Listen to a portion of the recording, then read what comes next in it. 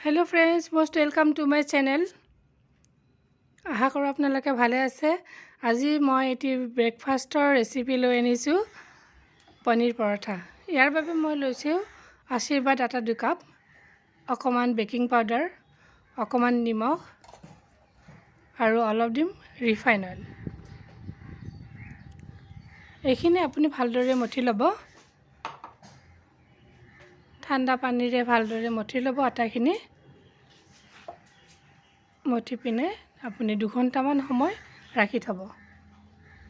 এয়া মই লাহে লাহে পানীখিনি দিম।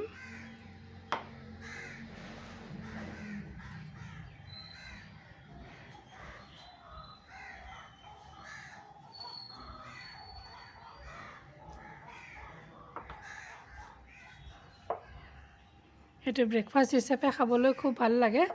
এবাৰ ট্ৰাই কৰি চাব পাৰে। আৰু আপোনালোকে যদি মোৰ চেনেলটো ভাল পায় প্লিজ সাবস্ক্ৰাইব কৰিব নাপাহৰিব।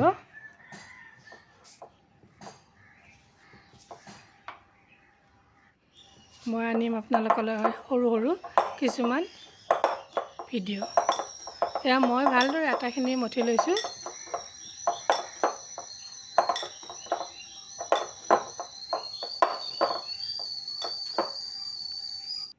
আৰু এতিয়া মই 2 ঘণ্টাৰ কাৰণে ৰাখি থ'ম। আৰু এতিয়া মই পনীৰখিনি ভালদৰে সৰু সৰুকৈ বনাই ল'ম।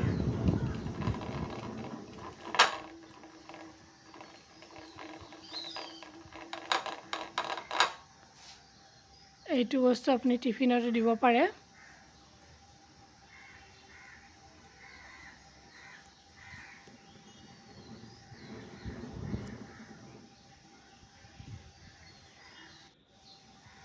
ইয়াত দিছোঁ মই অকণমান লেমন জুচ,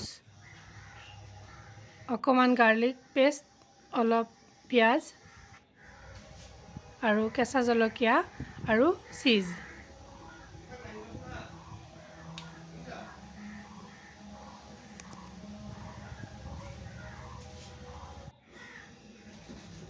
অকণমান গৰম মছলা, জিৰা পাউডাৰ আৰু নিমখ। আৰু আপুনি অপশ্যনেল হিচাপত ৰেড চিলি পাউডাৰ দিবও পাৰে, নিদিবও পাৰে। মই গ্ৰীণ চিলি দিছোঁ যিহেতু ৰেড চিলিটো অকণমান দিছিলোঁ। আৰু এতিয়া মোৰ 2 ঘণ্টা হৈ গ'ল। আৰু এতিয়া মই ধুনীয়াকৈ পৰঠাকেইখন বেলি ল'ম।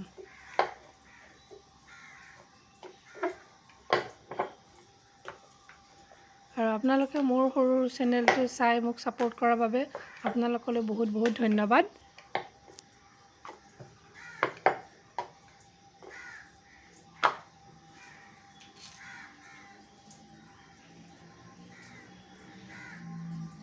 এনেদৰে মই পনীৰটো এটা ছাইডত দি দিম।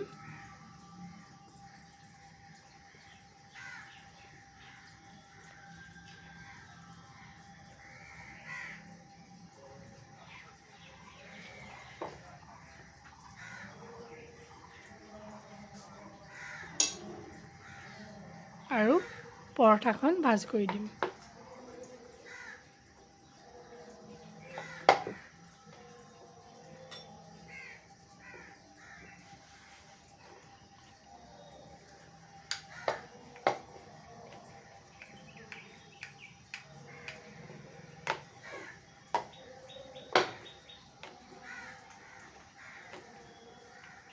এনেদৰে বেলোতে অকণমান পাতলকৈ বেলিব।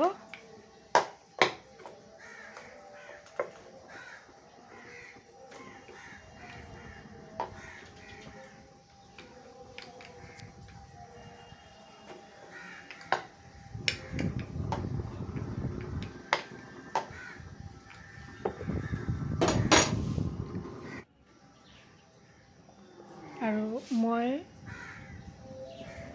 ননষ্টিক ফ্ৰাই পেনখনত পৰঠাকেইখন বনাম।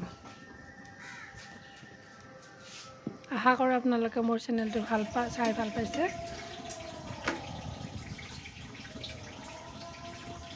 একেবাৰে কম ৰিফাইনত বনাম।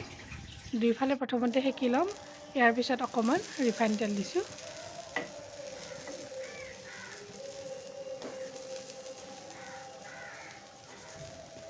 এয়া অকণমান ফুলি উঠিছে মোৰ পৰঠাকেইখন।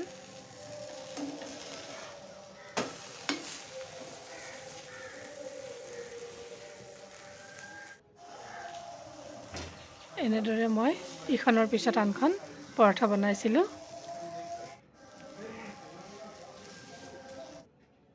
এয়া মোৰ পনীৰ পৰঠা ৰেডি হৈ গ'ল। চাটনি আৰু